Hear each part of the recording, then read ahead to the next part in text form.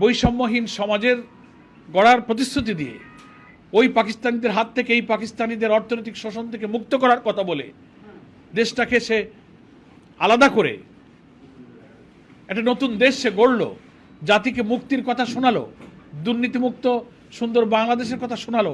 মাত্র 3-3.5 বছরের শাসনের মধ্যে সেই বাংলাদেশকে আবার লুটপাট, চাঁদাবাজি, মাস্তানি, পরিবারতন্ত্র, ইসলামী মূল্যবোধের সব কিছু খতম করে দিয়ে, গণতন্ত্র খতম করে দিয়ে এই দেশটাকে আবার ধ্বংসের প্রান্তে নিয়ে গিয়েছিল। এটা ইতিহাস জানে। মানুষের মধ্যে ক্রমশ ক্ষোভ ধুমায়িত হচ্ছিল। সব সংবাদ প্রতিনিধি বন্ধ করে দিলেন, তার পছন্দের 4টা কাগজ রাখলেন। সব রাজনৈতিক দল নিষিদ্ধ হয়ে গেল, সব দল নিষিদ্ধ, আর উনি পছন্দ করে বাকশাল একটা কায়েম করলেন।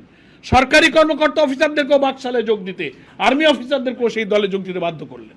তাহলে রাজনৈতিক দল নাই, সংবাদপত্র নাই, ট্রেড ইউনিয়ন অধিকার নাই, দ্রব্যমূল্য আকাশচুম্বী।